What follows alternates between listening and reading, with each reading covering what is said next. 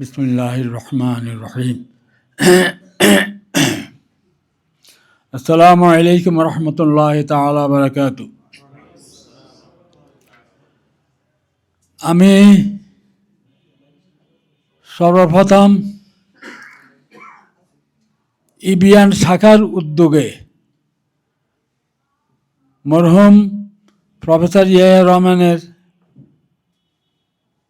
জীবন ও কর্ম নিয়ে আলোচনা সভা করার জন্য আমি মনের মণিকোঠা থেকে তাদেরকে ধন্যবাদ জানাচ্ছি যে তারা এই গুণীজনকে তারা যে সম্মান করে, তাদের ওস্তাদ ইসলামী বিশ্ববিদ্যালয়ের একজন প্রফেসর, অনুরূপভাবে তারা যদি নাকি ইসলামী বিশ্ববিদ্যালয়ের সাথে সম্পৃক্ত যে কোনো ছাত্র হোক, শিক্ষক হোক, অফিসার হোক, তাদেরকে এভাবে স্মরণ করে, তাইলে আমি মনে করি যে এটা ইবিয়ান শাখার এখানে যে কর্মযোগ্য আছে তার একটা সার্থকতা আসবে এখানে।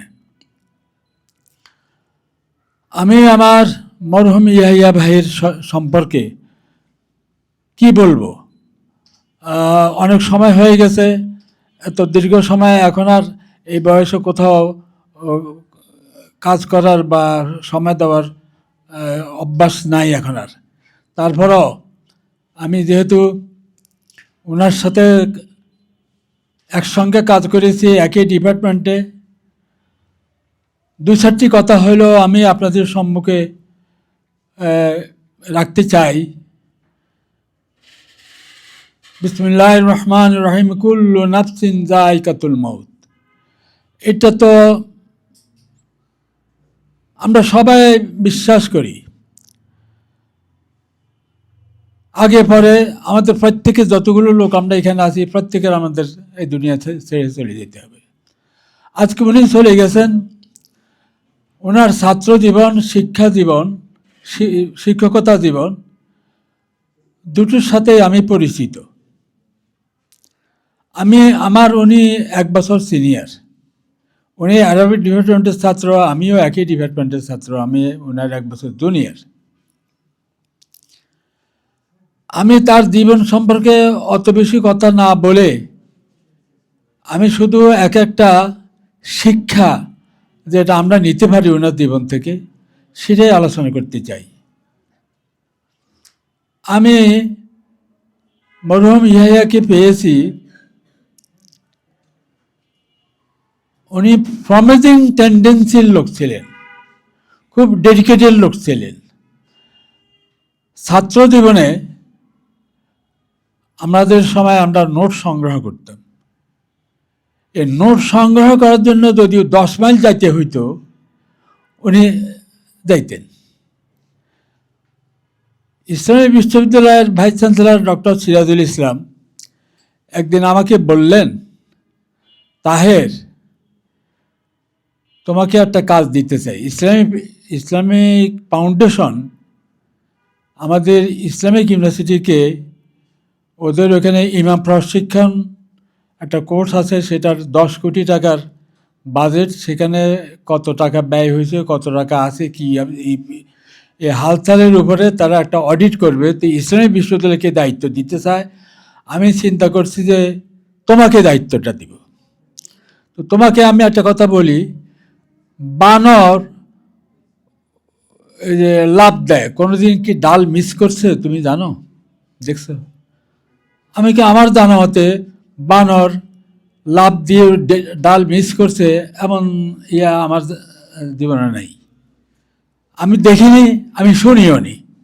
ও ঠিক আছে, ঠিক আছে, ঠিক আছে, তুমি কাজ করতে পারবা, তুমি এমনভাবে কাজ করবা যাতে এদিক সেদিক না হয়, হুবহু কাজটা যেন আমরা নিয়ে আসতে পারি।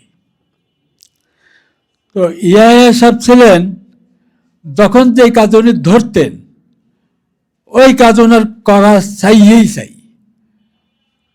প্রমিজিং টেন্ডেন্সি ওনার, এটা করতেই হবে। উনি অত্যন্ত ধৈর্যশীল ছিলেন, খুব এনার্জেটিক ছিলেন, সহজে উনি ছাড়তেন না। ডিপার্টমেন্ট আমরা দেখছি ওনাকে, উনি মনে হতো না যে উনি 10 ঘন্টা যদি নাকি উনি পড়েছেন, উনি একটু বিরক্ত হয়েছেন বা একটু কষ্ট হয়েছেন। তো এটা হলো ওনার জীবন থেকে আমাদের একটা শিক্ষা। প্রমিসিং টেন্ডেন্সির লোক ছিলেন, ডেডিকেটেড ছিলেন। এটা এই মরহুমের জীবন থেকে আমরা শিক্ষা নিতে পারি। উনি ছিলেন খুব হাসি খুশি মানুষ, হাস্যাস বাস্যাস। উনি মলিনতা আমি ওনাকে দেখিনি, এবং ওনার মতো অমায়িক আমার ডিপার্টমেন্টের দ্বিতীয় কেউ আছে আমি তা মনে করছি না। এত অমায়িক, এত মানে সদাচরণের লোক, আপনার দেখলেই একটা হাসি দিতেন। এত হাসি খুশি লোক খুব কম পাওয়া যায়। আচরণটা ছিল অত্যন্ত চমৎকার। এই ক্যারেক্টারের লোক আমাদের যদি নাকি আমরা সবাই হইতে পারি, তাহলে আমরাও জীবনকে ধন্য করতে পারবো। উনি যেরকম ধন্য করেছেন, উনি যেরকম আজকে আমাদের কাছে প্রশংসার পাত্র হয়েছেন, আমরাও ওইভাবে প্রশংসার পাত্র হইতে পারব। ছাত্র জীবনে উনি তারা মসজিদের ইমামতি করতেন। আমি একদিন বললাম যে ভাই কই আপনাকে তো, আমি তো সলিমুল্লাহ হলে থাকি, আপনাকে তো কোনো হলে কই। তখন আমাকে বলে যে এই অবস্থা। তো একদিন ওনার ওখানে গেলাম, আপ্যায়ন করাইলেন উনি, এবং সেখানে খাত্তানি হুজুর সরসেনা মাদ্রাসার হেড মুহাদ্দিস, অথবা আপনাদের তখনকার যুগে উনি ছিলেন হেড না হেড মুহাদ্দিস ছিলেন। উনি ছিলেন, আমি যেটা বলতে চাই, উনি ছিলেন শাইখুল হাদিস। ওনার সময় উনি টার্কি থেকে আসছিলেন। তো ওনার শ্বশুর বাড়ি হলো তারা মসজিদের পিছনে। তো ভাইয়ের কাছ থেকে অনেক কথাই শুনছিলাম আমাদের খাত্তানি হুজুরের সম্পর্কে। যাই হোক, তো আমি শহীন আলিয়ার ছাত্র, উনি শহীন আলিয়ার শিক্ষক। আমি যখন ছাত্র কামেলের, তখন উনি দুনিয়ার লেভেলে শিক্ষকতা করছেন। ওনার জীবনটা তারা মসজিদের মতো মসজিদে উনি খতিব ছিলেন, ইমাম ছিলেন ছাত্র জীবনে, আর কর্মজীবনে তো অনেক বড় বড় জায়গাতে খতিব হিসাবে, ইমাম হিসাবে দায়িত্ব পালন করছেন। যেখানে যাইতেন সেখানে ওয়াজের মাহফিলের আয়োজন করতেন, যেখানে যাইতেন সেখানে ইসলাম সম্পর্কে বক্তব্য রাখতেন, যেটা আমাদের অনেকের মধ্যেই এই গুণ নাই, যে গুণটা ওনার মধ্যে বিশেষভাবে ছিল। তা আমি স্মরণ করি আমার ভাইকে, যদিও একই ডিপার্টমেন্টে আমরা ছিলাম, মনোমালিন্য হতে পারে, কিন্তু আমাদের মধ্যে কোনো দিন এক ফোঁটা পরিমাণ তিক্ততা হয়নি। ওনার সাথে আমার সাথে কোনো দিন তর্ক বিতর্ক হয়নি কোনো জিনিস নিয়ে। এত অমায়িক ছিলেন, দম ধরে থাকতেন, কথা কম বলতেন, চুপচাপ থাকতেন। এটাকে তিনি ভালোবাসতেন, আর এটা হলো ইসলামের রীতি। কথা যত কম বলবেন তত অপরাধ কম হয়, আর যে কথাটা বলবেন সেই কথাটা যেন সুন্দর হয় এবং ইসলামিক লাইটের কথা হয়, যেটা উনি করে গেছেন। তো তার জীবন থেকে আমরা আপনাকে কী শিখলাম? উনি হাসি খুশি চলতেন, আমরা হাসি খুশি চলার চেষ্টা করব। উনি অমায়িক ছিলেন ব্যবহারের দিক থেকে, আচরণের দিক থেকে, আমরা সেই জিনিসটি অর্জন করতে চেষ্টা করব এই মহান ব্যক্তিত্বের এই জীবন থেকে। আমি ওনাকে চেষ্টা করেছিলাম, আমিও ওনার স্যার আগে উনি যে বাড়ি করছেন, উনি যখন বাড়ি করেন আমিও আমরা সমসাময়িক একই সময় আমরা বাড়ি করেছি, কিন্তু পরবর্তীকালে